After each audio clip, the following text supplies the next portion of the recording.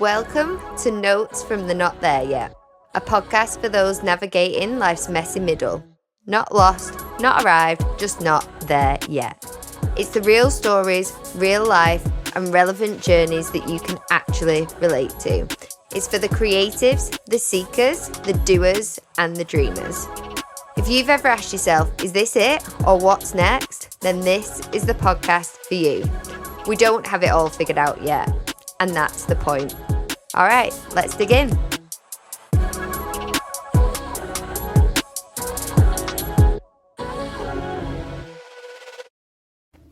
Hello. Have you ever felt like you're the wrong age? Too young to be taken seriously, too old to start again, too early, too late? What if that feeling isn't a sign that you're behind? What if it's actually a sign that you're becoming? Welcome to Notes from the Not There Yet, the podcast for those navigating life's messy and meaningful middle. Not lost, not arrived, just not there yet. Today's guest is Kimberley Ford, and her story is one of reinvention multiple times over. From finance to acting, from acting to university, and from university to directing, from stepping away to starting again in her 30s, and from following the unexpected script to consciously rewriting it. Kimberley is the founder of Collab Creates, a female-led filming company helping brands tell cinematic stories that build trust, not just noise. This episode isn't just about business though. It's about feeling like an outsider in a room. It's about leaving a stable career, going back to university later in life, and what it really takes and means to build a life that feels aligned with your passions and your values. If you've ever questioned your timeline, your direction, or your place in a room, then this is the podcast episode for you. If you enjoyed this episode or if it resonates with you, then please do share it with someone that you think needs to hear it. Follow us or subscribe so that you don't miss any future conversations. And if you'd like to kind of explore deeper reflections on life's messy middle, you can also subscribe to our newsletter via the link in the show notes. All right, let's dig in.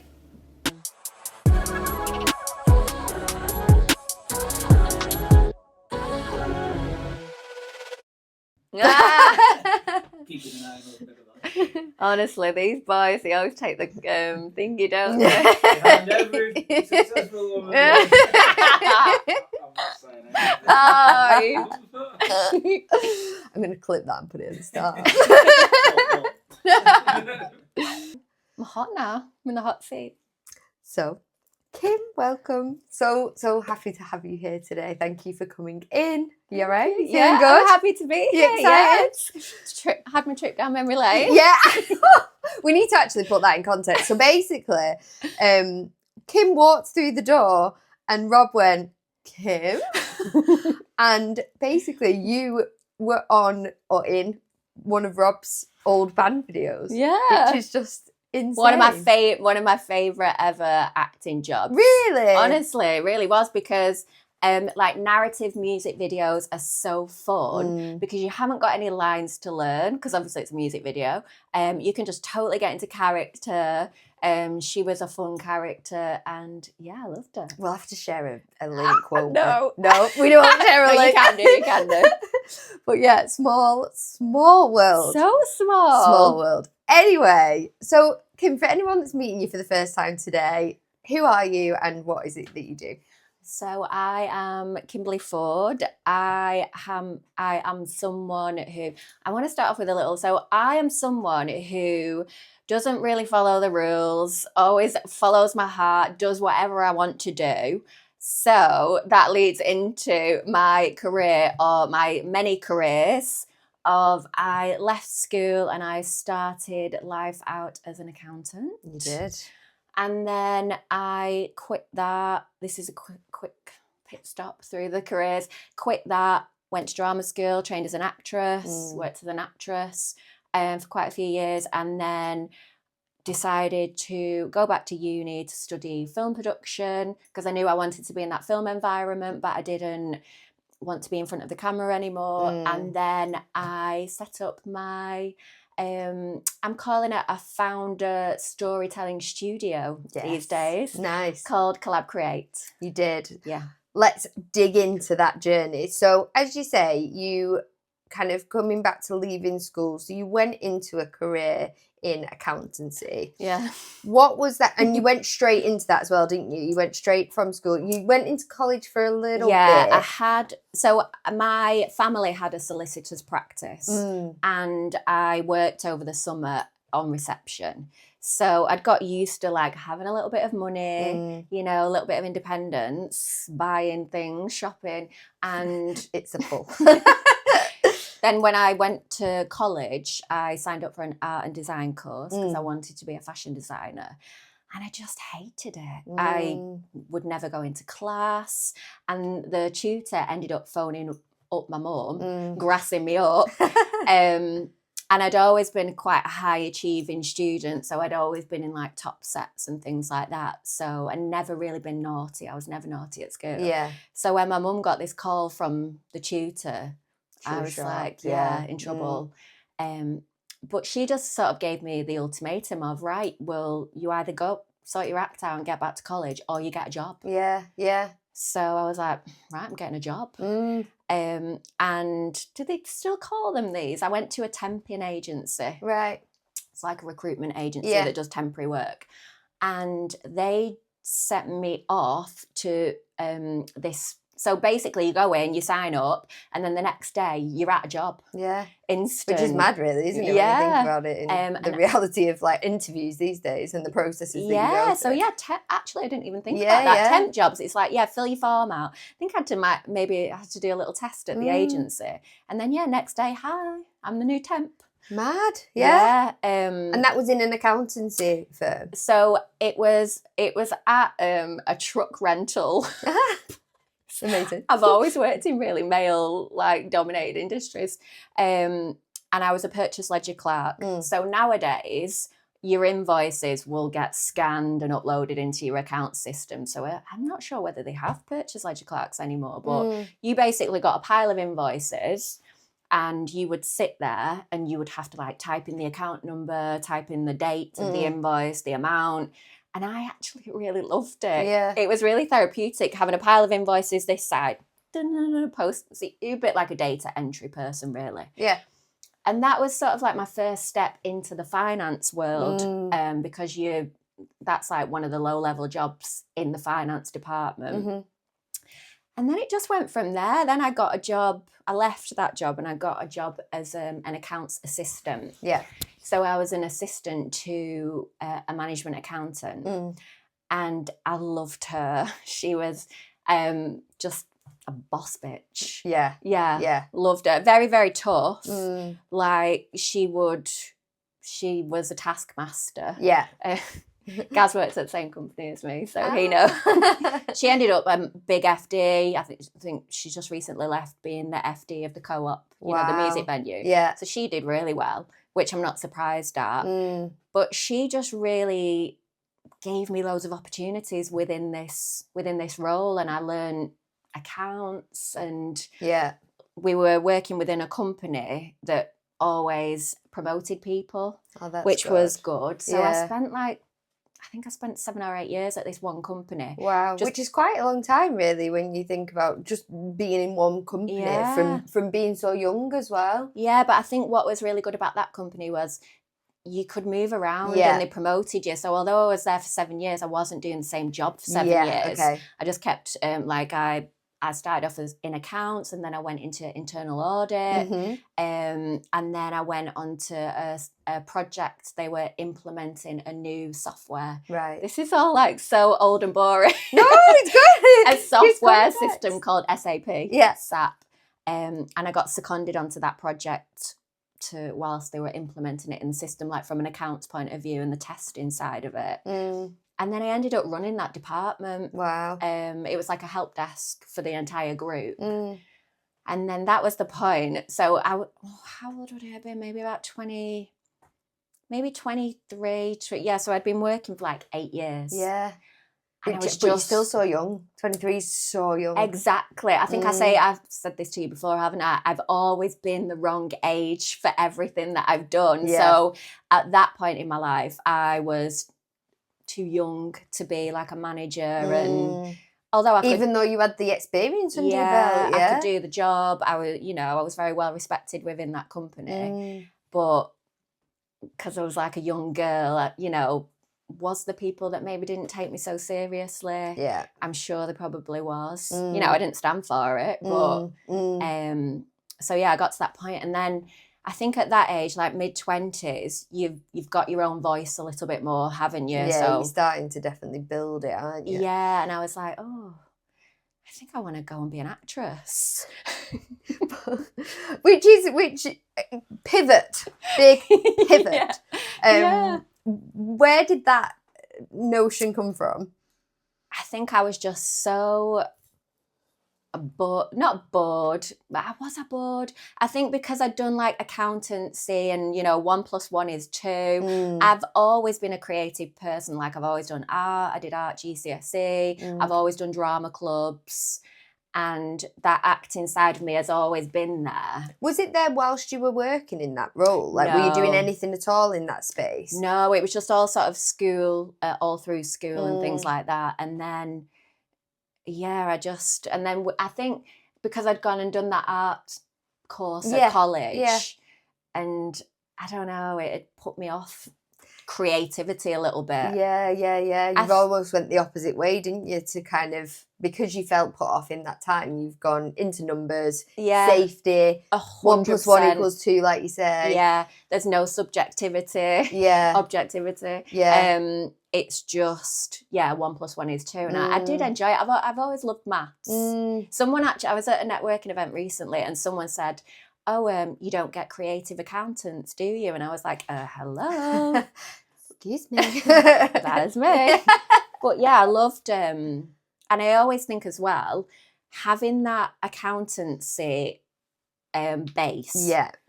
Like I'm very commercial in my business. Yeah. I'm not phased by figures and numbers and VAT returns and annual accounts and even at being an actor, like tax returns. Like I would always do my own tax return because I understood it all. Yeah, so it actually give you really good foundational skills. Yeah. And I think as well, like the fact, like you were saying, like with the invoices and kind of doing that and data entry, people don't realise actually like the mental, what's the word that I'm thinking of? Just patience that you have to do something like that. And it gives you skills that you wouldn't necessarily have if you would have just gone straight into acting or if you would have just jumped into something creative. Yeah. So that foundational support actually is I think so important. There's a book by David Mamet called True or False, and it's an acting book. And he says in that book, never have a plan B. And so when I started reading that book whilst I was at drama school and things like that, I used to think, why have I done accountancy? Like, because I knew I could just go and get a job like that. So I did always, like for a while, I yo-yoed between like acting and accountancy because I knew I could go and just do it. Yeah. And so I used to think, why did I do that? Because did I not go all in on acting because of that? Did it hold me back a little bit?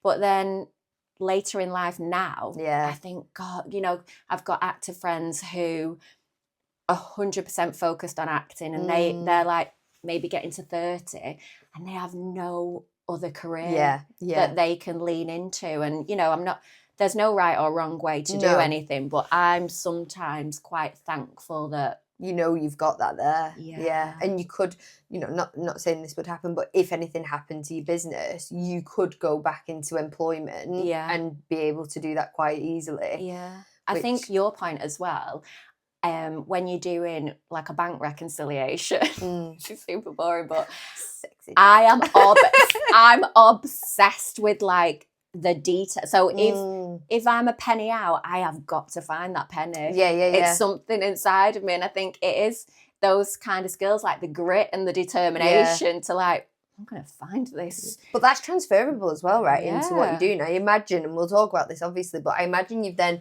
taken those skills and that's what's like powered you through the rest of your career as well. 100%. Even like when I was going through doing film production at uni, the production side of things, so you're having to do like shooting schedules, so where you're mapping out all of the shots that you're going to do within a day. Yeah. I was just smashing all that on a spreadsheet. You know, there is software that you can use for it, but just that logical accountancy mind helped me so much. Yeah. And I think everyone who, if you would ask a lot of my friends who worked with me, I am always super organised in any shoot, but then that gives me the freedom to be creative. So it's very, very structured. But then if I'm in the moment of something, can we just try this? Yeah, you're almost supporting yourself though, right? You support it with that organisation, you give yourself that sense of freedom to be creative. Whereas if like you're not organised for a shoot or for whatever it might be, your mind's in chaos because it's not structured and organised. Yeah. So yeah, it makes total sense. Yeah, I think it is that left brain, right brain thing, isn't it? Definitely. So obviously you made the decision to go into acting. When you made that decision, what were the voices like around you saying? Because, you know, at that point when you're 23, you were earning good money. Oh, yeah. To kind of move away when you clearly had this like potential trajectory ahead of you in that industry. Yeah. What was everyone saying? I'm not really one to listen to people's opinions. You'll probably find this out like later on after you've heard the whole story. But yeah,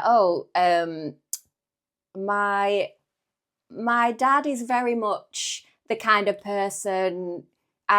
It's quite good because it's quite balanced. So my dad is very much the type of person like, if you want to do it, you go and do it. It's very like that. It's your decision, but live by the sword, die by the sword. If this all goes wrong, that's on you, Kim. Yeah. So my dad's he's a Libra, so he's very level-headed. So he'll say, just think about things. He'll never say one thing or the he'll never say one thing or the other. My mum was very much like, oh gosh, you're making a huge mistake. Like you're never going to get a job like this ever again. But again, I think they all know I'm very independent and I'm very, if I choose to do something, then I'm going to go and do it. And not, I think you'll probably attest to this, like even like my partner, if I'm doing something, not many people would be able to change my mind about it. Yeah. So, yeah. Have you always been that way? Do you feel like you've always been decisive? My mum actually has a story. I've just always been very, I don't know what word it is, but my mum has a story about when I was like really young, like a toddler, and I wanted some sweets from the shop. We were walking home, and like when young children like go, I want some sweets, and they just stand there, and the parents walk off, and then they see them walking off, and then they think, oh my God, they're walking off, I'm going to run after them. Like when they get too far away. Oh no, you'll stay. No, not me. I stood there like stubborn, that's probably the word, and my mum had to so she walked off, then she had to walk all the way back, grabbed me, like frog marched me. So I've always been a very stubborn kind of... Strong-minded. We'll go strong-minded. Yeah, strong-minded. I like that, yeah. Yeah. So I've always been like that, yeah. Good. So talk to us then about kind of going into acting and into acting school. So I initially... I sold my car, I was like, right, this is it. I've sold my car because I knew I needed a bit of money. I was very lucky in the job that I was doing. There was a project to finish, and they said to me, if you get this project finished, we'll give you a bonus, right? Which was a really big bonus. So I knew I had to get that finished. I had that bonus money. And I sold my car, so I had that money. So I had the money to sort of survive. And I went and did a course at Oldham College, which was an acting course. And so this is where the age comes in. So at that point, I was the oldest in the class. So again, wrong age, which is just a pattern in my life. But again, I loved it, and what it was a local, like, it was a qualification, it was a college qualification. Yeah. But they, throughout the entire course, would say to us, if you want to take this seriously, you have to go to drama school. Yeah. Yeah. That's the route. You know, you can try and get as far as you want, but everyone who is somebody goes to drama school in London. There's like about there's so many of them. yeah, I think there's like the main ones. So I did that, finished that course, and then was like that to the partner, I'm moving to London. Do you want to come or not? Because I'm going. I'm off. No plan B here. I'm going. But he always says, you know, it was the best decision we ever made. And I was very lucky in the fact that he was working up here in Manchester, and they had a branch in St Albans. He was working in recruitment. Yeah. And so we could just move to St Albans instantly. Like his job, he was just working in another office. Yeah. So yeah, we moved to St Albans, and then I was still like a little bit too. It's only like 30 minutes outside of London on the train. Yeah. But I was still a bit like, oh, I need to get to London. Actually worked as an accountant in St St for a little bit. Ah, okay, just to support yourself. Yeah. And then applied for drama school. Did all you always get told there are, you know, so many drama schools. You have to audition for all of them. You don't normally get in the first year. It can be like 2-3 years. So I was just like, right, game face, like, got to do this. And I was saying really lucky. I think I just was so not thinking that I would be successful. Yeah. I was just going into it this first year for, you know, finding out what it was like, what I had to do. Yeah. And then I got onto the Lambda Foundation. I remember getting the letter. We were living in St Albans, and I got the letter saying like, yeah, you've been accepted. And I was just like, what the hell? Yeah. I mean, it wasn't the foot that, so at Lambda, they do a 3-year course and a 2-year course. Right. And the foundation course is basically if they see a little bit of something in you, but they don't think you're quite ready for to go on the 3-year or the 2-year course. So it's like a year-long audition. Yeah. Wow. They don't call it a year-long audition. No, but that makes sense in terms of, like you say, like it's kind of like foundational. All the you yeah. are having classes with a lot of the same tutors that you might have when you get into this 3-year course. It's almost like a nice entry in, isn't it, in a way? Yeah, it's really nice. And after that year, you get like, because auditioning for drama school is quite expensive. Yeah. Each one, I think, in my, like, when this was it like 2007 I was auditioning, and it was like about between £30 and £50 per drama school. Yeah.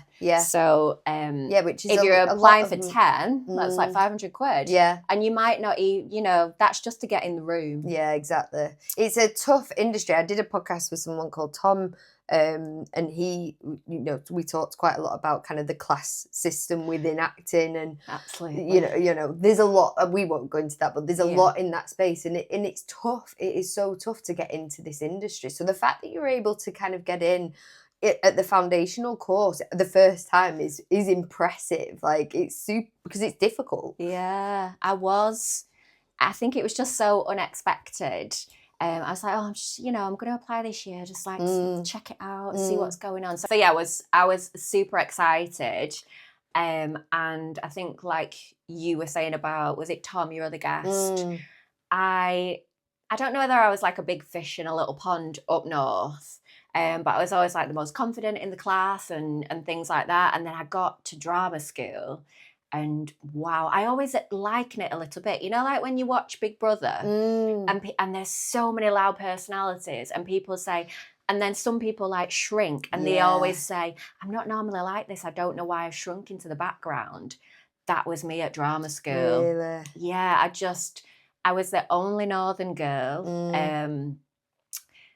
There was a Northern girl and a Northern boy, so we were obviously friends. He was from Sheffield, and the rest were people from London, and nobody taught like me. Yeah. And I just felt so out of place there. And I think, again, I was a bit older than everyone. I think I was about 25, and everyone else was probably about 18. And they'd all like lived in London and gone to the National Theatre, and Yeah. you know, they were just so Different. yeah, Mm. yeah, And I think, albeit you were 24 at this point, yeah, 24, 25 maybe. I still believe that you're still finding yourself in that at that point. Yeah, And I guess for you, you're almost you're finding yourself within finding yourself, because you're going down this new trajectory of a different career that you want to do. You're in a new city essentially as well, and you're in this new environment with people that you don't necessarily feel that direct affiliation with. Yeah, That's like a lot to be kind of navigating whilst trying to upskill yourself in a training course as well that you're doing. yeah, So there's a lot in that. yeah. I think looking back now, though, I think why did I did a post on my Instagram about this. There's always two ways to look at things, isn't there? And I do that a lot now. I looked at being different as something really negative, like, I'm not like everybody else, I'm so different. And with perspective now, I always think, well, why didn't you look at that as like, oh, well, you are different, but you do stand out. Yeah, like an opportunity. Yeah, instead, and as an actor, you do need to stand out. Yeah. You know, and so I think with hindsight now, and I think I just took everything so personally with it, and I just wasn't strong enough. I just wasn't strong enough in myself. Yeah, yeah. Like you say, the way that you just said it, I've never actually like heard that out loud. You know, like all those different things that I was navigating, and yeah, just I always think as well. You know, if teachers are hard on you, or I'm quite hard on people. I was hard on people in my group at uni, but it's when you see something in somebody, you know, and maybe they're wasting that bit of talent, you think, come on. Yeah. So I feel like that's what drama school was for me, and I just crumbled a little bit, if I'm honest. Yeah. And I just thought, oh, I don't want to do it anyway. You know, probably quite childish. Yeah, but I think because of, like I just said, the different things that were kind of going on at that time, and you just out of your comfort zone essentially as well. And if you've come from like you said, like you're a big fish in a small pond in Oldham, to go to that, and maybe that's the first time that you felt that way as well. You almost had to go through that to learn those lessons. Oh, 100%. I think, to be able to kind of move forward as well. Yeah, well, that we'll probably get onto this later, but that was, looking back, that was such a pivotal point in my life. Yeah. Which, you know, I got that lesson again further down the line. Road, but it was like, not this time. No way. So just to kind of close this chapter, so, you know, you finished that year. Yeah. But you decided not to carry on. I did still audition for the 3-year course. Right. And oh, wow. I didn't realise that. You get like a free audition. If you do the foundation course, you get a free audition. So and all through that year, they're helping you, like, you know, choose pieces that are suitable for you, like monologues that are suitable for you. Like your singing teacher is helping you choose songs to sing and stuff like that.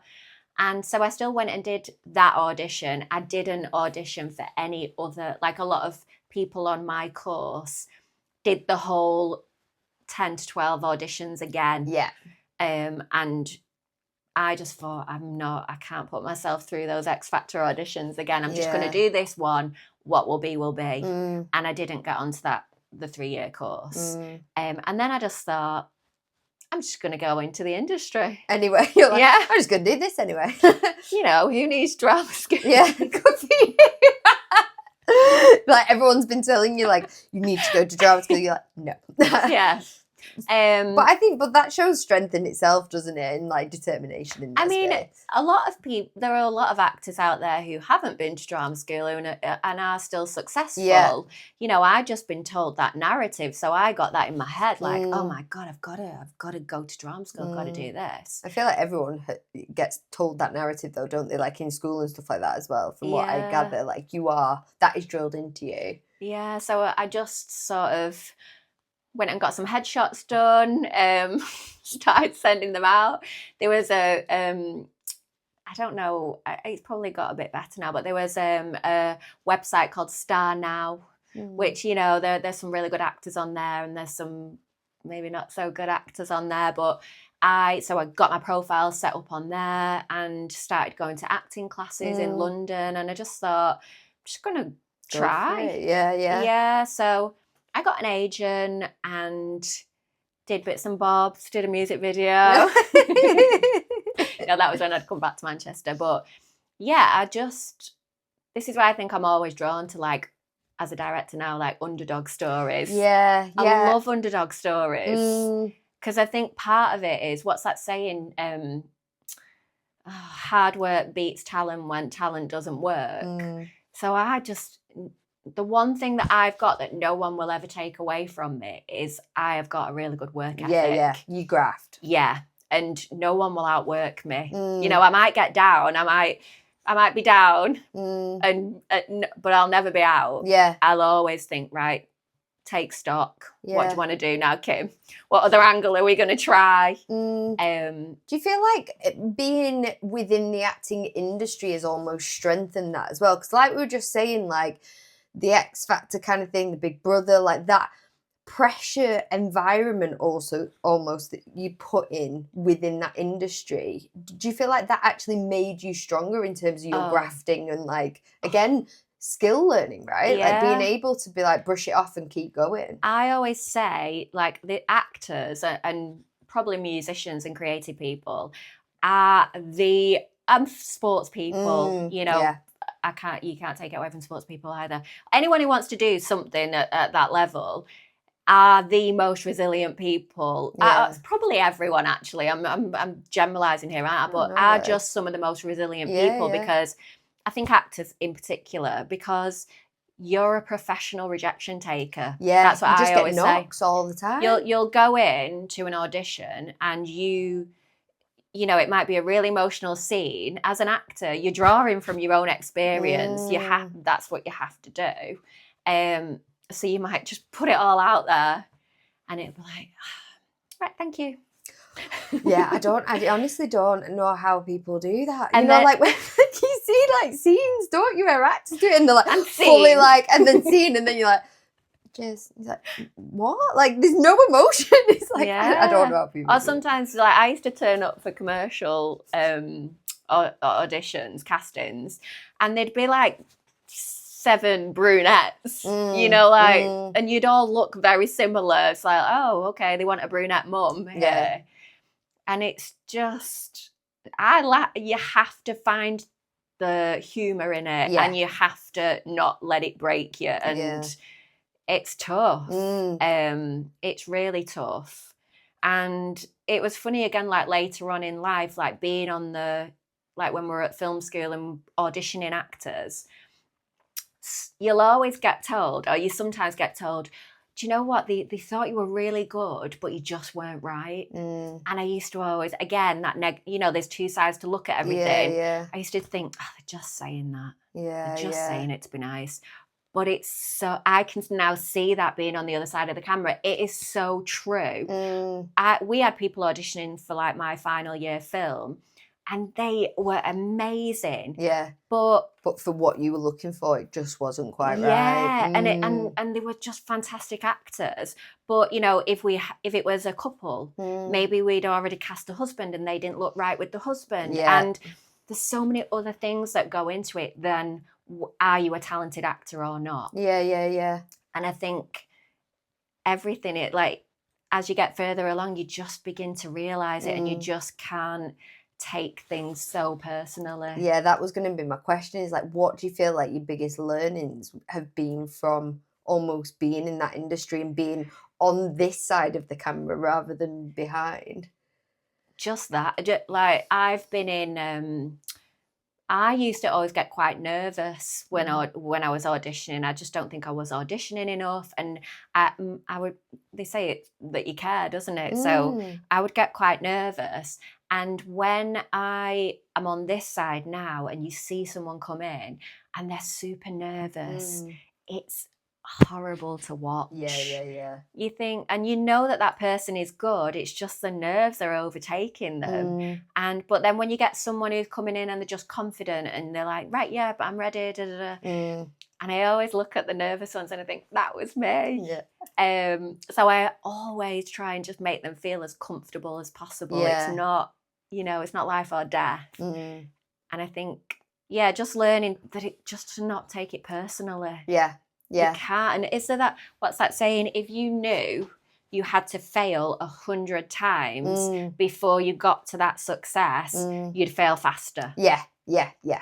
And I think now, as an older person, it's easier to say like, you just got to fail faster. Yeah. Yeah. Right. Forget about that what's audition coming in the end type thing. Yeah.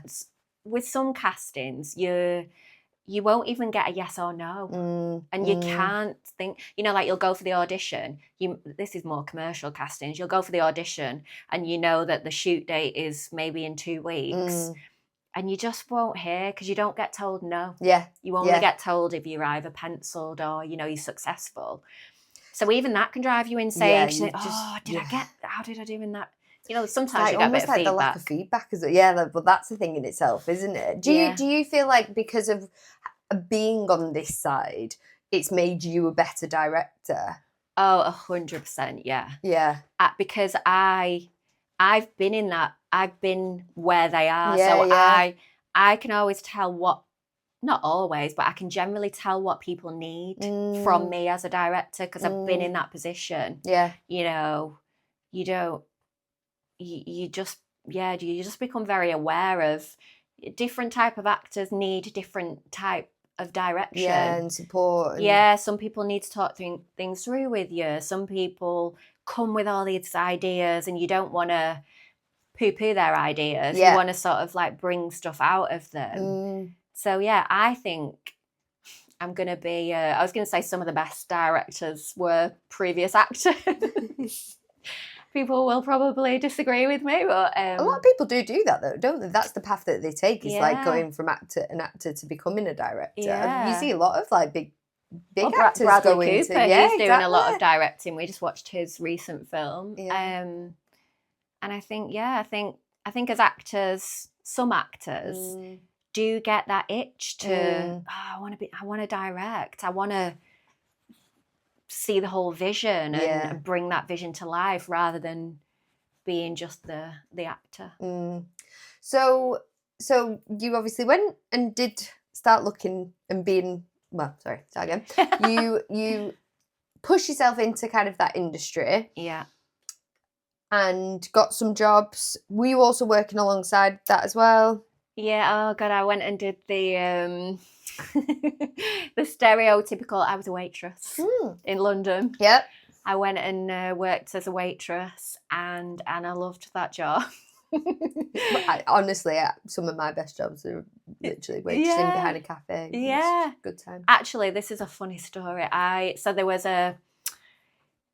a job.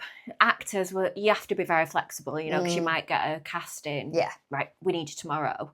And I'd heard about this job in a call centre and it was for charities. Oh my God, I lasted about 3 hours. When we used to have to phone up, there was a list of telephone numbers. We used to phone up people and say, "Oh, hi, I'm calling from this charity. Yeah. Could you afford to give £10 per month to this charity?" And you could tell that they were elderly people who we were calling.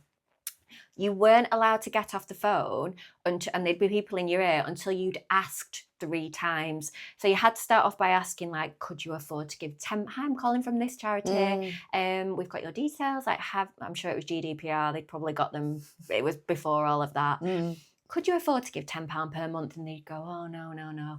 Oh, okay, that is quite a lot of money. Could you afford £5 per month? No.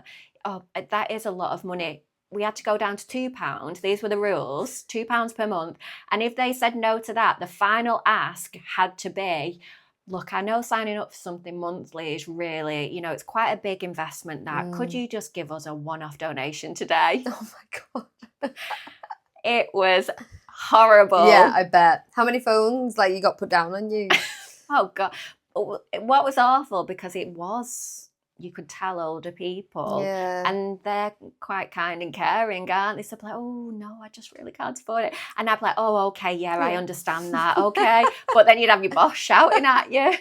You didn't ask for that final donation. No, I didn't. 3 hours. I didn't go back. Then I took up the waitressing between like auditions and stuff, because I got myself an agent, and a lot of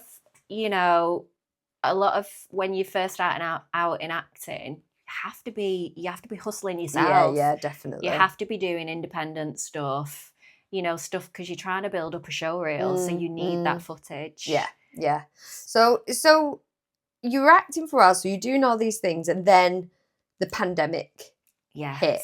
Yeah. I would say I was flip-flopping. Yeah. I was flip-flopping between accountancy, acting. And the COVID pandemic hit. And I don't know, I think a lot of people had awakenings at that time, didn't they? Because it forced reflection. Yeah. In a big way. Yeah, because I just sat there and I thought, this sounds really like miserable, this, but I thought, God, if I died now, I would have a lot of regrets. Right. Like I used to say, oh, I'm going to write a short film. The whole Rocky, do you know the Rocky story? Sylvester Stallone. Yeah. Wrote Rocky, sold his dog. Yeah. I was like, I'd always been saying, I need to write something, because when you're not in lead roles, and when you're first starting out, people are casting you, and you might be getting a mum role or this role or that role, and you don't actually know who you would be as a lead character. Yeah. You don't know. I didn't know what my casting type was, and I knew what roles I wanted to play. Yeah.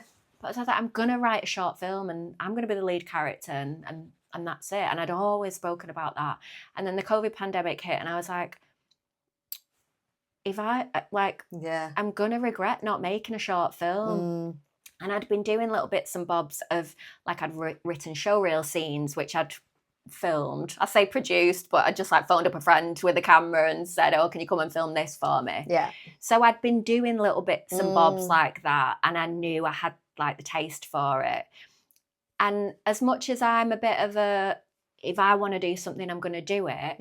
I'm also someone who likes to do things properly. Yes, okay. I don't like to fly by the seat of my pants. Yeah. I like to learn everything, and then I know what I'm doing.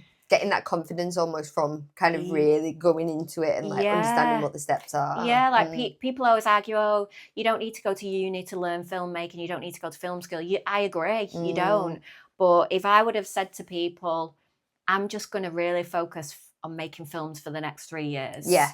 Again, they would have thought, I mean, I wouldn't have been bothered, but they would have thought I was a little bit crazy. But to say to someone, I'm going to go back into full-time education and get a degree. Different conversation. That was more acceptable. Yeah. Whereas I just wanted to go and get access to the cameras, learn how to make films. And I knew if I did a degree in it, I could do that for 3 years. Yeah. So I applied. A little bit before applying, I'd got myself a camera, Canon 750D. And I just started doing I feel like I need that confidence of that girl, because I used to just walk into shops and go, oh, hey, can I shoot you? Can I shoot you a video? Yeah. So I started doing little bits like that, filming friends and stuff like that. And so I had a little portfolio to apply to uni with. And then, I just applied and got on to the course. Which course? Which uni was it, sorry? It was a uni in Manchester called FutureWorks. Yeah. It's a creative uni. It's a small one. It's aligned with UCLan. Oh, great. So you get your degree through UCLan. But I just loved it. And I was going to say, and this is where what we were touching on before, you were going back to uni, back into education. So a lot of what your feelings potentially from when you went into drama school could have come back. Yeah, and they did. Yeah. So talk to that. So, again, wrong age.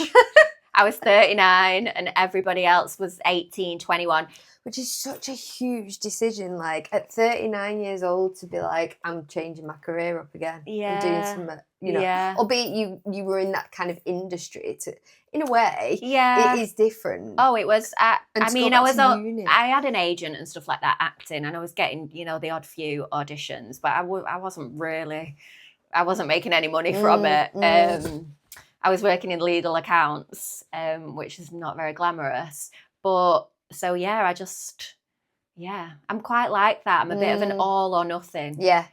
There's no halfway. Because I could have gone and done an evening course, but I thought, no, okay. I needed to scare myself. Yeah. I needed that. I'm all in on this. Yeah. There was no plan B. No. I'm all in on this. And again, I got to uni. It was a little bit of a funny year because it was COVID, and I think a lot of people had been thinking like me. Yeah. So there was me at my age, and then there was maybe the next person down was about 30, and then 25, and then it was mixture of like 20, 21. But yeah, I was definitely the oldest. I was the same age as quite a lot of my tutors. So what I loved about that was a lot of their reference films were my favourite films. Of course, yeah. Give you a leg up. Yeah. Everyone's like, oh, we're watching this today. And I'd be like, yes. No one else knew what it was. Like, you've not heard of this.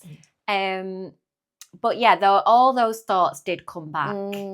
And I remember thinking, oh, you know, having little bits of doubt, because a lot of the students who were on the course had done, you know, like they'd been at college doing filmmaking. Yeah. So they'd use the cameras, you know, they, I don't know if you've done a degree, but APA referencing on assignments. Yeah. Had zero clue about that. Oh my God, that's such a good point as well. Sorry, because this was the first time you was going to university as well. So kind of that level of studies as well, and having not kind of done that or really being in, I guess, that type of education academia, since school. Yeah.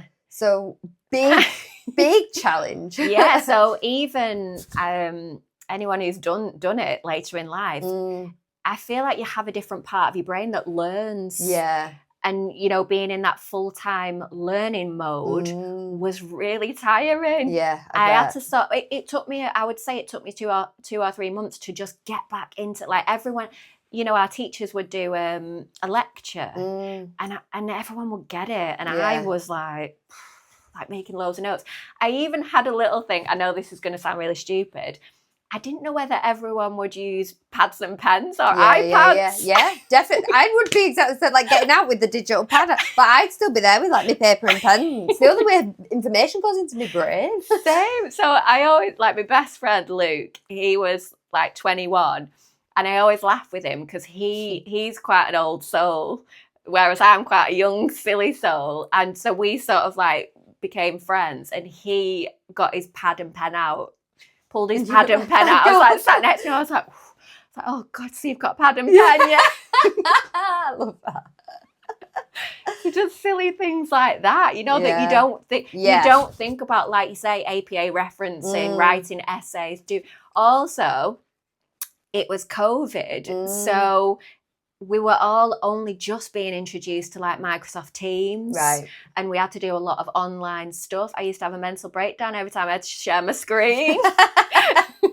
You didn't have the blurs at that point. No, just because we used to have to present stuff. So I'd have to share my screen, and then it would be like, right, because I used to have a double screen set up, which one have I got set up? Yeah. I literally still have this in a minute. And that, oh God, yeah. So that was all. So, and just all of that, as well as like having to do the work. And there was points to begin with where I did feel that same doubt of drama school, where I was like a fish out of water. I didn't really have anything in common with anyone apart from filmmaking, which we all did come together and have, that. But there was like a breaking point where I was like, this is not happening again. Yeah. Like, this is not happening again. Like, you are here and you're going to finish this and get it done. Yeah. And something just clicked in my head, and I can't even think what it was. I think it was probably, do you know what it probably was? The stubbornness in me that I'd quit my job, I'd gone back to uni, and it was the stubbornness in me that was like, you can't fail this now, Kim. Yeah. Well, yeah, because, you know, you, like you say, you quit your job. You've got 3 years ahead of you. You'd signed up to this course. And but I do also think age actually had a positive impact, probably, because you'd looked back and reflected on what happened before and gone, no, I'm not letting those voices win again in this. Like, this is it now. I also think as well, I don't know how other people on my course, like younger people, I think as a filmmaker, you've got something to say. Yes. You've got you have to have a point of view. And as a filmmaker, I think being this age now, like we did a lot about feminist film theory. Whilst I was younger, when I was younger, I don't think I would have had so much to say. Yes. You know, I've not been through, if I was 21, like, you know, have I been through grief? I'm not saying that you need all of this to be a filmmaker, but you have to have perspectives and opinions and learnings, just life lessons. I mean, hats off to the people who can do it when they're younger. I was not that person. I don't think I had enough experience in the world. I was too busy partying. Yeah. As we all were. Yeah, so it took me to get to an age where I wanted to make a piece of art and I wanted to say something. And you had a story to share. Yeah.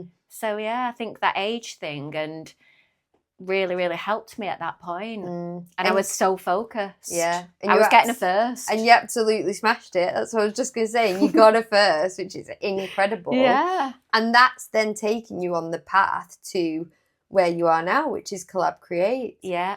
So tell us about, because your Collab Create came from your final piece at uni, right? Yeah. So I think I'm in like my third iteration of Collab Create now, because that again is very much a pattern of mine. Like I don't mind changing. Yeah, you don't mind like taking those pivots. Yeah, like if something's not working, I'll pivot. Yeah. And I don't think people might say, oh, you're changing your mind. But it's not. I'm just thinking, right, that's not where we're going. So as I left for my degree, Collab Create was a short film production company. Yeah. And I wanted to produce short films. And that's what I did for my degree. I produced, was it 3 short films through that?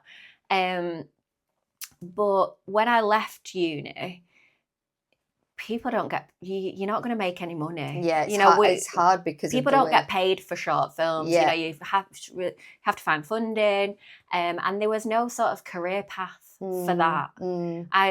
As I left uni and also in my final year, I started running in the industry, which again, I was the oldest runner on set, probably. Running is a very entry level job in the film industry. So like, I loved it. You're getting people coffees, you know, you're getting people lunch, you're running around, like doing things. If people need something, you're going to pop out and get it. Yeah. You're just there with the production team to do anything that they ask you, basically. Yeah. But what I got to do in that time period was, because I was working on really high-end productions, like L'Oreal commercials, Aldi commercials, Iceland commercials. So I got to see firsthand how these really professional setups shoots like ran, yeah. You know, clients, ideas, how it actually works on set. I would say throughout my time of running, you know, I got to watch directors that were like way further ahead than me, and it was just be able to pick up on those skills and like how they work in that environment. Yeah, and also like make friends with people, because in the film industry and the TV world, everyone is trying to get further on. So, you know, you might meet someone who's a focus puller and they might want to be a DOP. Yeah. So they might come and do a project for you where they can be a DOP to get that experience. So I made a lot of like contacts with people who I now work with. And so I did that again. I did that because I wanted to learn. Yeah. In terms of being a runner, like you say, you didn't have to do that. You didn't have to go in, because you've just qualified. You could have set up your business and cracked on, like you've got those skills, but almost becoming a runner again would have helped you in terms of your experience. Oh, 100%. Like I still do bits and bobs of running now. I'm just sort of like, I'm at that point where I know I've probably got to stop running. Yeah. Because I need to 100% focus on my business Yeah. and growing that. And I think I'm all about that, you know, like aligning with where you need to be and stuff. But yeah, running for me, I was like super old to be a runner, but I just loved it. Yeah. And yeah, I probably learned more being a runner on set, technically, you know, like, and seeing how it's set up than I did at uni. Yeah. Yeah. I think you come out of uni and again, you're not gonna step into a direct. Some people might do if they have an amazing, you know, student film that blows up. Yeah. But 9 times out of 10, you're not gonna step right into a directing role. No, yeah. You go from like directing down to the bottom rung of the ladder. But I just think, for me now, I know that this path is the rest of my life.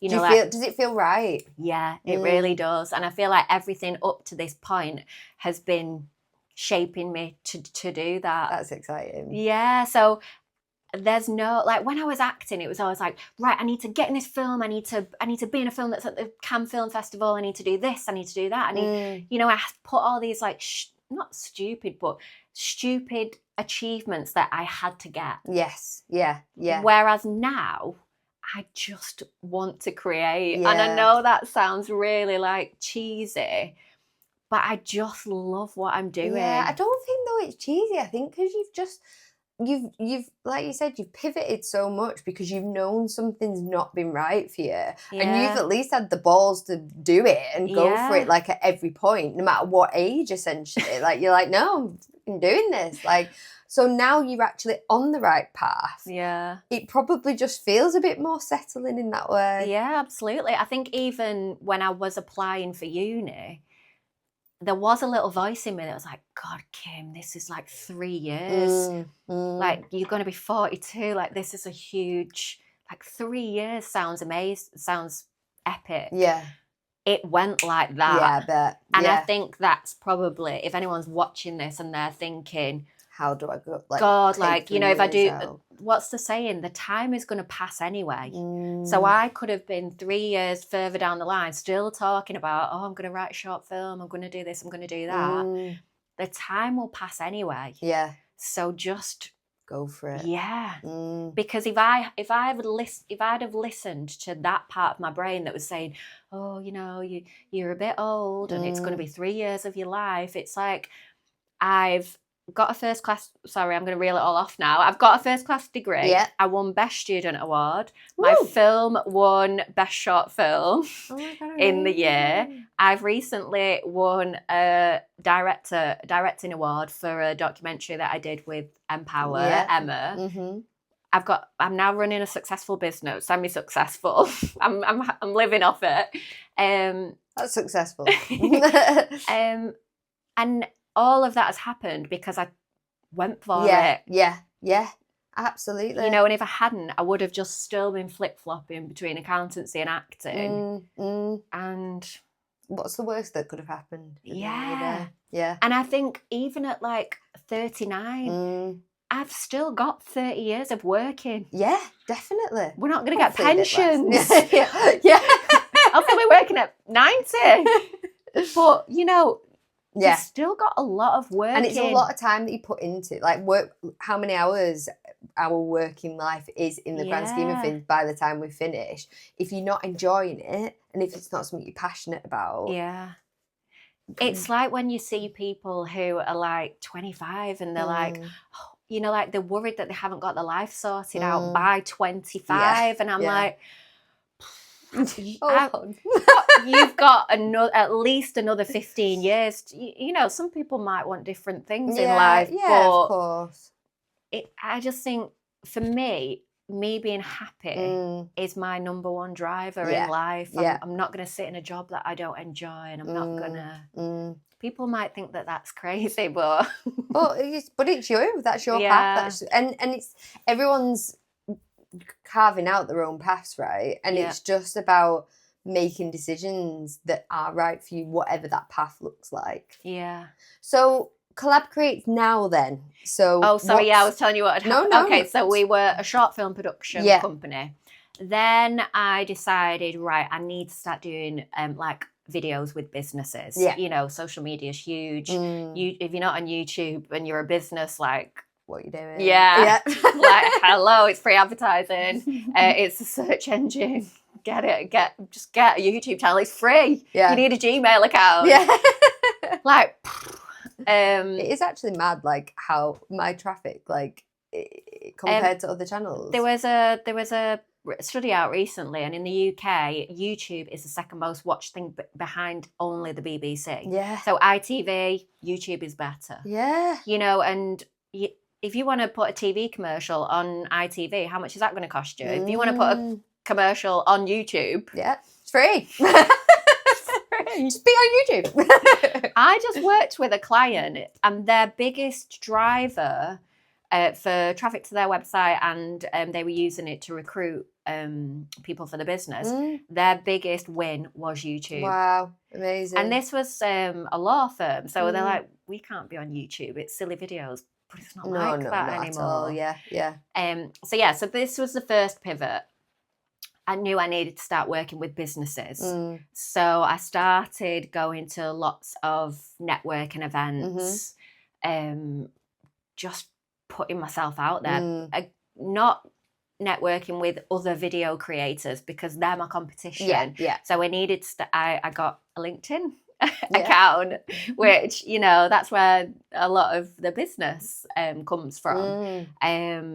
Well, I feel like you have to be everywhere nowadays, don't you? I always think Instagram is like the shop front. Yeah. LinkedIn is where all your opinions are. But yeah, I realised that I needed to start working with businesses.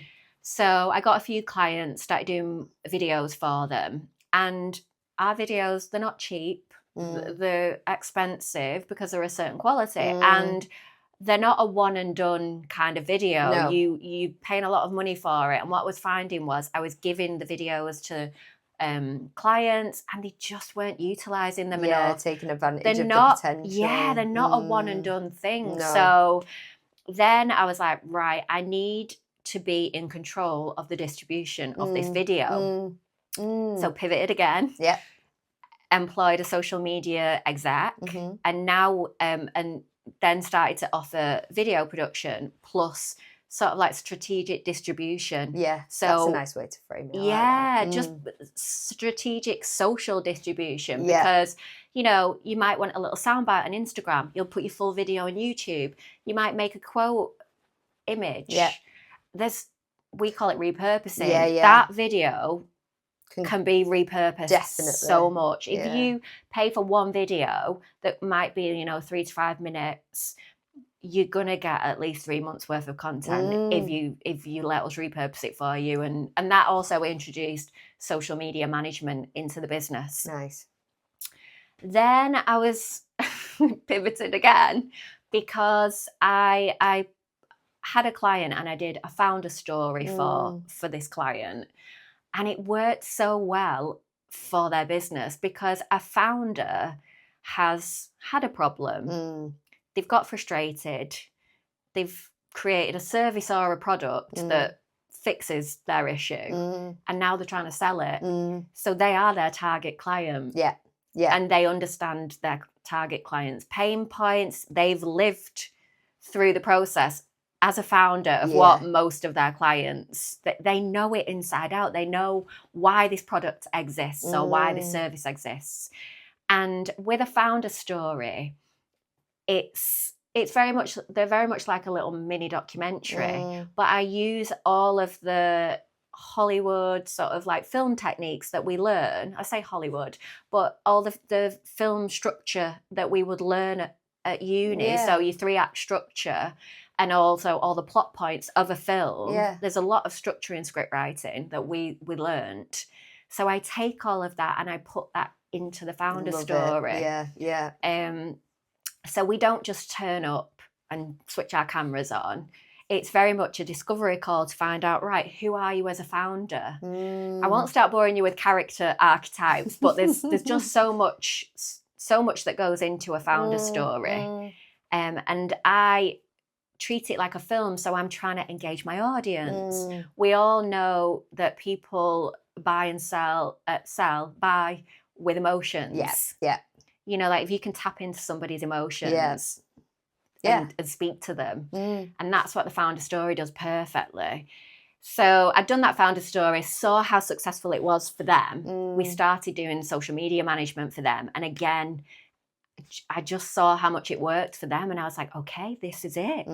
This is the commercial value that I can now add to a business. Yeah, love it. But now I'm on a mission, pivoted again, to focus on female founders. Excellent. And I just got goosebumps, but I'm just completely in my lane now. Yeah. Because I am a female founder myself. I know the struggles of being a female founder. You know, you can really relate completely and use all that filmmaking skill that I have to raise their profile and just tell their story, bring it out of them as well. Because I think as well, like with focusing on females, like, you know, there's some incredible female founders out there and potentially they're not fully confident yet to tell their story. So in trusting you with that and you kind of having the experience that you have, both, well, everything that we've talked through today, but also just being a founder yourself, you will be able to kind of pull that out and create something, I imagine, over and over again that's really magical. Yeah, and I think, as you know, female founders are amazing, but they are very reluctant to tell their stories. I think you coined this term, the messy middle. I think as women, we don't ever want to look like we don't know what we're doing. Yeah, we've not got it all together. We're generalising here, but perfectionism. Yeah. And my experience of working with male founders is they're ready to just tell you every failure that they've had. Yeah. And that's no disrespect to men. I just think as women, we need to be doing that as well. Yeah. Humanising. It is really hard running a business. Yeah. You know, it's self-doubt, it's everything that I've learned in my life. Rejection, like selling yourself. Yeah, confidence building, getting rid of imposter syndrome, because that comes back constantly. 100%. And it's like the more female founders start speaking about that, the more it gives everybody else the green light to speak about that as well. Yeah, and I think that opens doors of opportunity as well. Like other women in seeing the reality of these stories, not the finished product at the end, might actually give more women confidence to be like, you know what, I could do that. Like I've got this idea. I maybe want to start something. Yeah. But if women aren't able to talk about that openly, or they don't have the place to be able to talk about that in a creative way, like what you're doing, then these voices and these stories aren't being told. And everyone's got such interesting stories and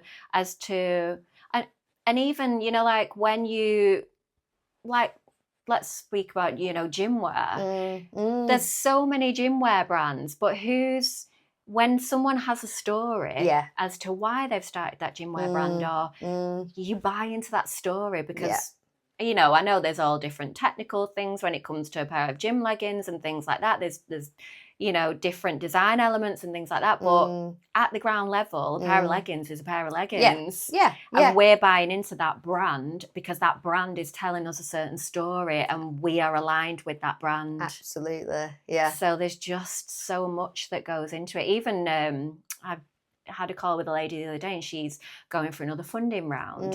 And like, how amazing would it be if you're in a huge meeting room, really important meeting, if you can just switch on your founder story and you're not having to present Yeah, so true. Switch on your founder story, you can watch it and then open the Enjoy. floor to questions. Yeah, you so know, true. it just takes that element of, and it's different.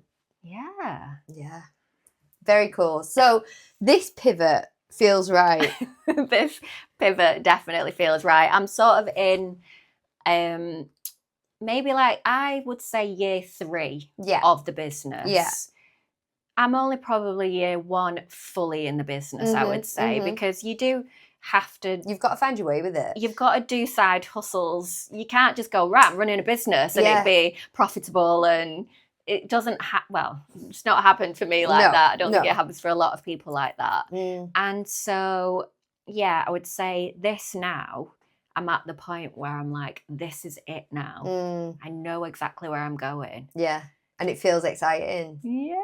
Got some fire in your belly. So if someone kind of getting to where you are now, so you've gone from like being in front of the camera to behind the camera, you've kind of learned everything that you've learned. So if you're speaking to someone maybe in their 20s, based on kind of the journey that you've been on, what would your advice to be to someone specifically who's looking to get involved in film to make it kind of relevant to now? I think if you want to be a director, and I know this is going to sound so oversimplified, you've just got to start directing. Yeah. You know, like, it doesn't matter. When I went to uni, I thought, I can write a script. I've been doing little bits and bobs of showreel scenes. To write a proper full 15-minute short film with a beginning, a middle and an end was quite one of the hardest things I've ever done. Really? Wow. Just because your act 1, your opening, you know it, you're setting up your characters, you know.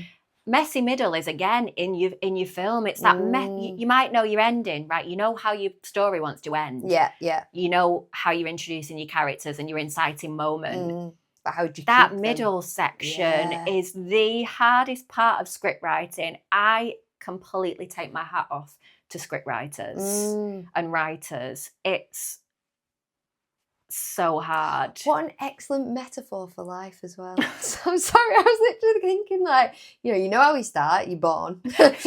You're kind of guided as a kid and, like, you get through that bit and you kind of know where you're going. You know what the end is. Yeah. We all know, sadly, it doesn't end out that well.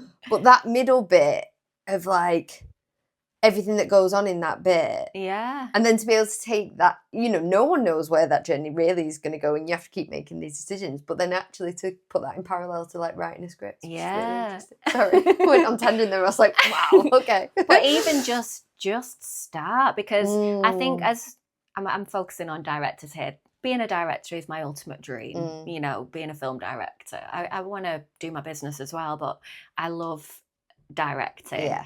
And you can only start to develop your voice as a director by doing stuff, and knowing, right, what is your style? Like, anyone can spot a Tarantino film because he has a style. Yeah. And some people, he watched films like forever. He's an absolute film geek, isn't he?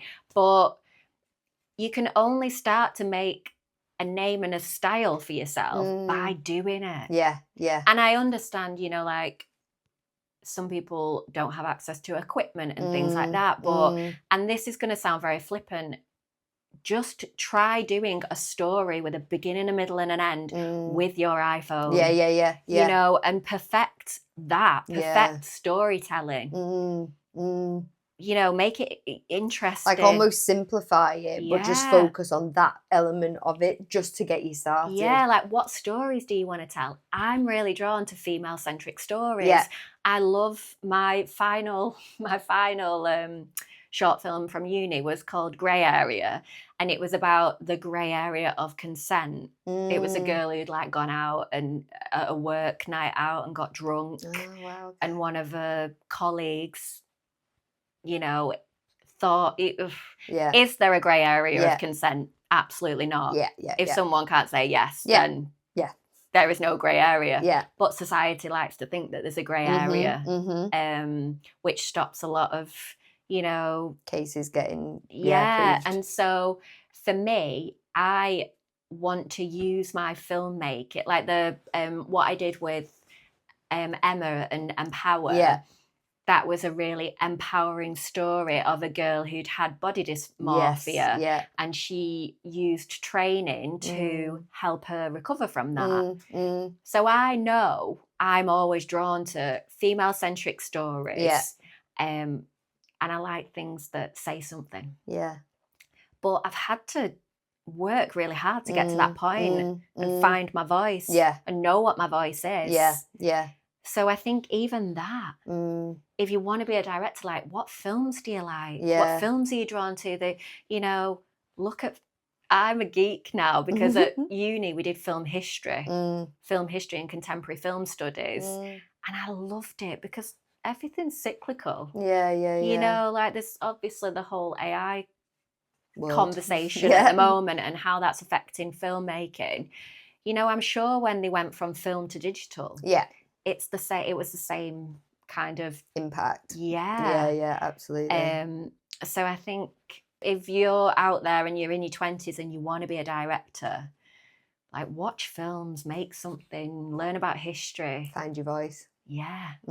Yeah. And especially if you're a female filmmaker, just get out there and do it. Yes. Don't let anyone tell you you can't. I love it. So I'm going to just really pivot myself now into just a bit more about your personal life as well. And I think it kind of does echo about what you're saying in terms of finding your voice, choosing your direction. And one thing that you're kind of strong about is the fact that you have chosen to be child-free by choice. Yeah. And you know, you've been with your partner for how many years? 25 years.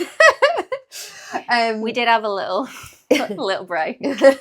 And I guess you've made that decision for yourself. How did you get to that decision? And was that something that kind of grew over time, or do you feel like it's always been a decision from being young? I don't think I ever really made a decision to be like, with children, without children. It just never really came up. So I was never adverse to having children, and I was never for having children. Yeah. I was never in a really strong camp. We've been together since we were 19, and then it just got to the point where our ages took over it. Yeah. So it was never a decision that was like, we were never in either camp. You know, and if it had happened, would we have been happy? Okay. I think what I find really interesting about this subject is the divisiveness of it. Yes. Yeah. Almost like I just said it myself, like child-free by choice, but even that statement in itself is quite divisive. Yeah, because you have, as women, you know, it's mothers versus career women versus working mums. And what I think is the beauty of where we are now is that we've all got choices. Yeah. And absolutely. That's the biggest thing. So it's not, you know, you get married, you have a child, you buy a house, whatever order people, society expects us to do it in. Yeah. And, you know, I've got friends that are working mums. My sister is a full-time mum. I focus on my career. No one has it easy. Yeah. Nobody does. Yeah. And there's no hierarchy of who's got a harder job or who's doing the best things. And I think I just hate the divisiveness of the topic because your choice is your choice, and nobody should be made to feel like their choice is lesser or not. Yeah. Do you feel like with younger women, though, there is a pressure almost on the, you know, like I think, again, your opinion almost comes from age and experience in terms of it. But to me, anyway, I still feel like, even though we've moved so far forward, it still feels like there's potentially a pressure. I think women will always have that pressure because of the biological pressure that we have. Yeah. You know, is it at 35 your eggs start to decrease? You know, you see celebrities having children at 48. Yeah. they've got to have had some help there. Yeah. It's not, Yeah. you know, it's not biological. Well, it's very limited biologically Yeah. at that age. Yeah.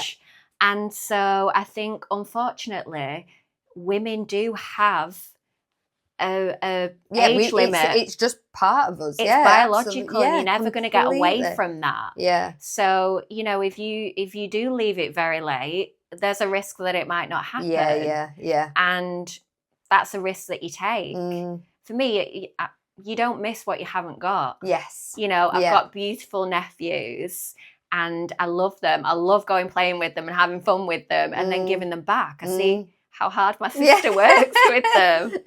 And so, but yeah, for me, it's just about the choice. Yeah. And actually, everyone's choice needs to be respected. Yeah. And everyone has a choice. Yeah. And what I also hate is when people say, oh, I'm just a mum. I'm like, whoa. Oh, yeah. That is a 365-day-a-year job that you never get off. Yeah. And I actually saw a friend, she posted something on her Instagram the other day, and it was something like, just because I want to spend more time with my children doesn't mean that I'm not still ambitious. Yeah. So I think every person feels it from society, you know, if they're not some kind of pressure in that, in it's all its different vices. yeah. But yeah, I think women are always going to have that. I think until, which I think is going to be possible in the future, till they can grow a baby outside of a woman. You know, like if you could just pop your eggs in and come back in 9 months. Happy days, like We'll pick you up in 9 months. I'll sign up for that. I think until you can do that, I think even the biology side of like, I think if I would have had children, I would have wanted to. I'm all or nothing. Yeah. So you I'm would have all been or nothing. in. Yeah, I would have probably wanted to stay at home all the time. I would have had terrible mum guilt if I would have been doing anything. But then for other women, they can do that. Yeah. I think it's just and power to them as well. Yeah, it's very impressive. Yeah, honestly, my friend she's running her own business. She's got 2 children. That girl, I don't know how she does it. Yeah, amazing. Yeah, I'm like, how are you doing all of this? Can I only just run my own business with no children and 2 dogs? Yeah, it is impressive. It is. Yeah. Amazing. So in terms of, to kind of, I guess, close it out before we go to the quick fire round, you know, you've said throughout today, like you've always felt like you've been the wrong age. Yeah. For the stages of your life. Do you feel like that now, or does that feeling not really go away? I honestly think I hit 40 and I can't, you know, like when you see these really old women, 70, 80, they give 0 Fs. Yeah. I just think, you know, like your 20s are so, you know, like, oh, you're finding yourself, like you giving into peer pressure and things like that. That's all your 20s. Yeah, and then I think your 30s. I think 30s are those years where the societal pressure hits you. Are you married? Have you got a house? Are you having children? And I think once you hit 40, all of that just, well, it did for me, just disappeared. Really? Yeah, I was just, it just, something just clicked in me, and it's like, I would say through my 30s, we had quite a few deaths in the family. Right. And I think that does make you address life, doesn't it? Obviously, we'd had COVID as well, which was a huge thing for everyone. Yeah, absolutely. Who lost loved ones. And you think, this isn't a game. Yeah. We're not playing at this life. You only have one. Yeah, and you don't know when that could end. And I think you get to that point where it's like, no one's bothered what you're doing. Just do what you want to do. Obviously, don't go around hurting people. But yeah, I would say for me, 40, something just clicked in me, and I was like, right, why am I letting external anything stop me doing what I want to do? Yeah. Amazing. I am very lucky. I do have a very supportive partner. Yeah. Who backs me. Yeah, but you've got, it comes from you as well. It comes from you kind of like you have done a lot throughout your life, but like I guess learning from each stage, you know, taking the lessons as you've done to be able to kind of get to this point, and like you say, maybe turning 40 is giving another kind of lesson learning. We're all in a on way. 50 for me. Yeah, right? 50-year-old Kim, she's going to be on fire. I can't You wait don't want to to see stand her. in her way. And just to like close that then, so in terms of like defining success now for yourself, like how do you define success? I honestly think success is just being happy. And just being happy within yourself, you know, like I keep saying this all the time, don't I, about death.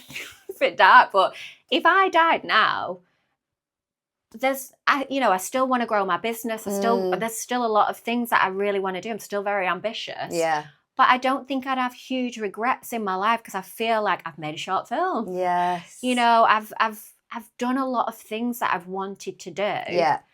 I've seen a lot of the world, you know, I've been in love, I am in love, and I just think it is about the journey, isn't it? Yeah, definitely. It's about the journey and not sitting there and getting depressed and, you know, because you are in control of your life. If you're, again, it's going to sound cheesy, but if you're sad and down, you can fix it. Yeah, you're the only person that can do that for yourself. Yeah, because you're the only one who knows what's going to make you happy. Yeah, absolutely. Yeah. I mean, I might be having a mental breakdown in 2 weeks with my business. But right now... No, but it is, in all seriousness, it's just about being happy and living your life for you. Yeah. Not people pleasing. Here's to that. Love it. Right. Quick fire round. Oh, gosh. Are you ready? Yeah. Sure. Yeah.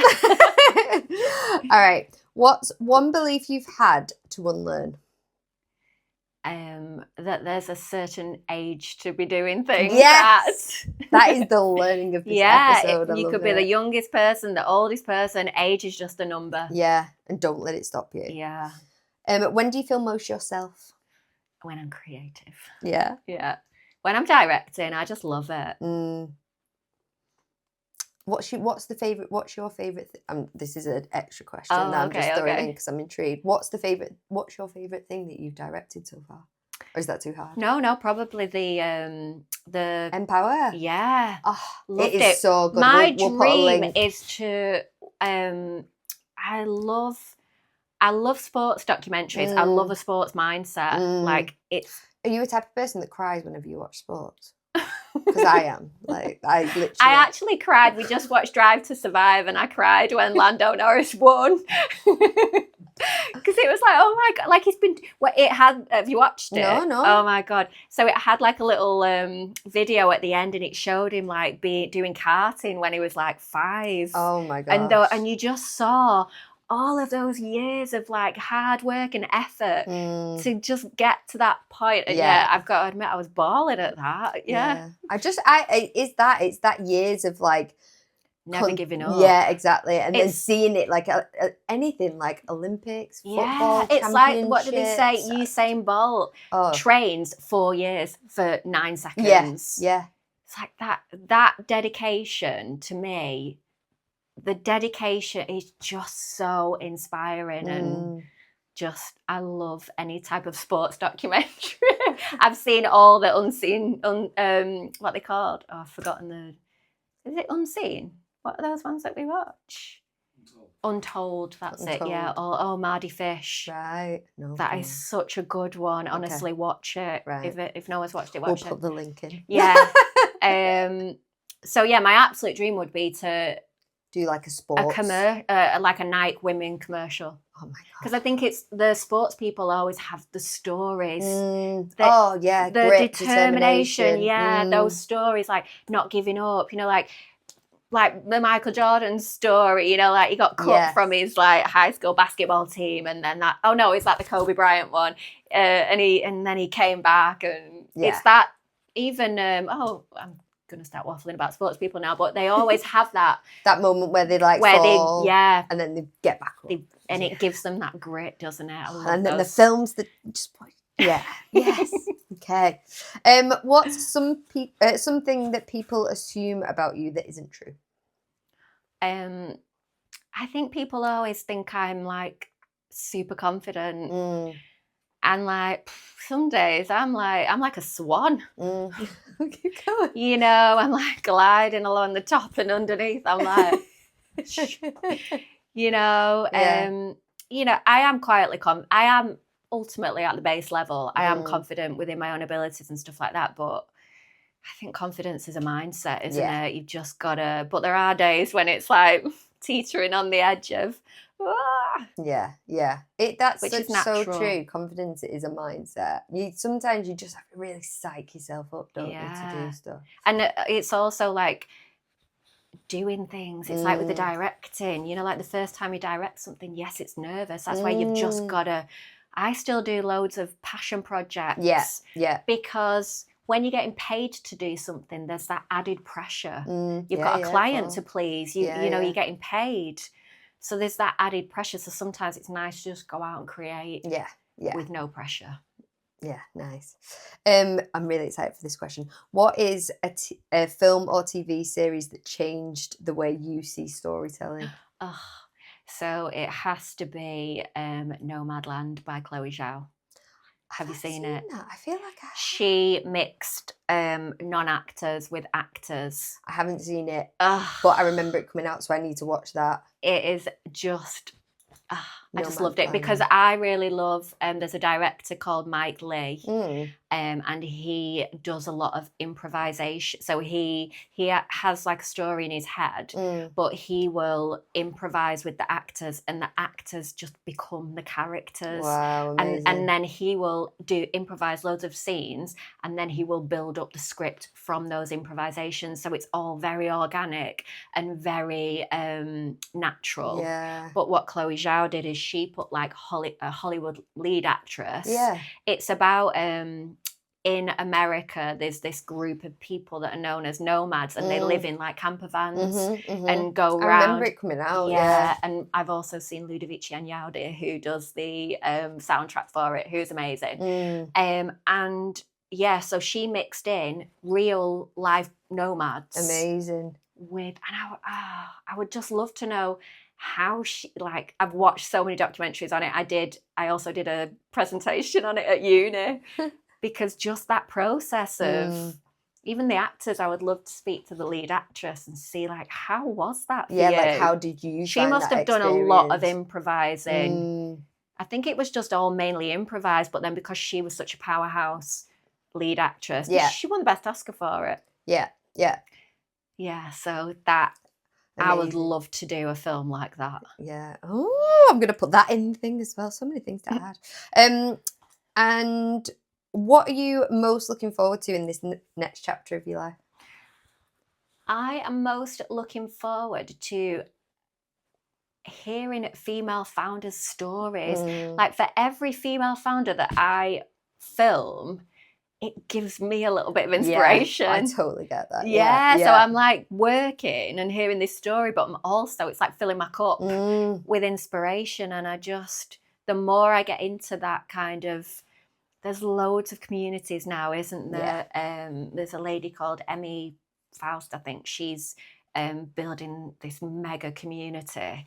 There's just, and I'm going to be cheesy again, but when women come together... Oh, it's magic. Yeah, absolutely. I'm so excited to see what stories you get on as you kind of continue down this path, because I think it's going to be incredible. If you were to have a coffee with anyone, living or gone, who would it be? I think it's probably going to have to be Chloe Zhao, isn't it? You know, the director. Of course. Yeah. I would have said Victoria Beckham, but it's all been a bit controversial. Poor Victoria. I know. I did grow up with Spice Girls. She was my idol. Yeah. I do still love her. Yeah. It's all a bit controversial. Yeah, we don't know what's going on now. And then lastly, finish the sentence. Right now, I'm not there yet, but I'm working on.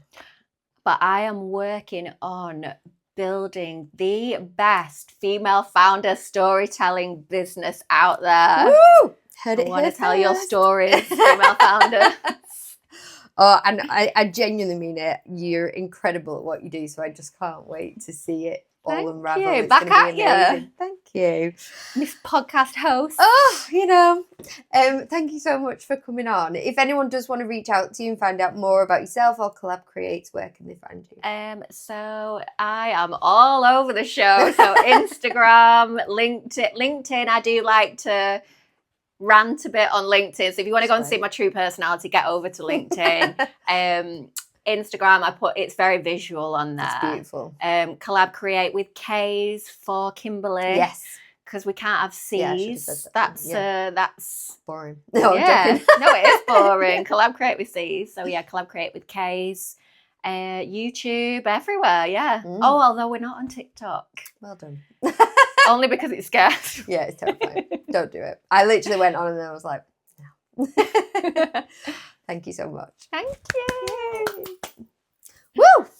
Wow. Aw, thank you. That was so good. Thank you for listening to this episode of Notes from the Not There Yet podcast. If you like this episode, please give us a follow or a subscribe. It means the world. You can also check out the website notthereyetproject.co.uk or follow us on all your major channels at Not There Yet Project. All right, we'll see you soon.